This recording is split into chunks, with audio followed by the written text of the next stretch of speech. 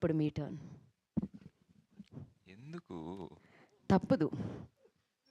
Hi అండి. So ఏంటి?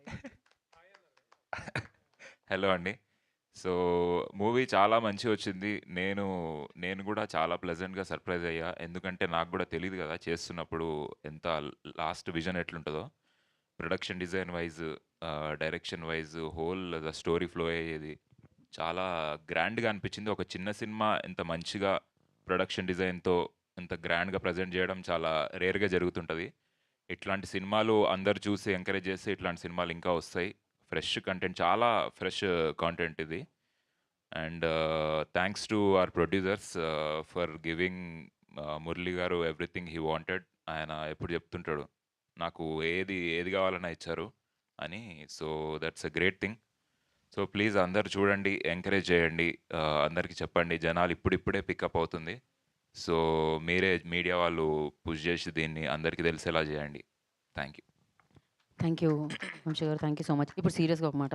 ఏదో serious serious okay. Serious serious. Serious. So ఇప్పుడు ఇందులో శవాల్ని మార్చి పెడతారు కదా, అలానే జీవితంలో ఏదైనా ఒకటి మార్చి ఇంకొకటి పెట్టాలి అంటే లైఫ్లో ఏది తీసి ఏది పెట్టాలనుకుంటున్నారు మీరు? ఏది మార్చి ఏది ఎందుకట్లా నవ్వుతున్నారు? లైఫ్లో? నేను మీ ఎందుకు వెనక నవ్వట్లేదు? ఏదో చాలా డార్క్ థాట్స్ ఉన్నాయని నాకు అనిపిస్తుంది. ఎందుకట్లా నవ్వుతున్నారు? అసలే సీరియస్ అని వీళ్ళందరికీ తెలిసి ఇన్ని ఇయర్స్లో నేను స్ట్రైట్గా తప్ప మీరు like సీరియస్ అన్నారు ఫస్ట్. serious. ఏది తీసి ఏది పెట్టాలనుకుంటున్నారంటే వాళ్ళ బేస్ వచ్చింది తప్ప కోల్డ్ వల్ల లైఫ్లో ఏదైనా మార్చాలి, లైఫ్ ఇది తీసి నా ఇంకొకటి లైఫ్లో ఉన్నది. ప్లేస్ చేయాలి అంటే ఏది? మీ లైఫ్లోనే. ఆ, జీవన్ గారి లైఫ్ గురించి మీరేం చెప్తారు? కష్టం. నా లైఫ్లో కొంచెం టైం తీసుకొని చెప్తా. చాలా ఇంపార్టెంట్ క్వశ్చన్ ఇది. Thanks for asking. I will take some time. నేను ఐఏఎస్ ఐపీఎస్ ఎగ్జామ్స్లో అడిగే క్వశ్చన్ అడిగానా? సింపుల్గానే కదా అడిగాను నేను. అదే మాకు ఇప్పుడు శరత్ గారిని అడిగితే ఇమీడియట్గా చెప్పేసేవారు, ఆయన మాలలో ఉన్నారు.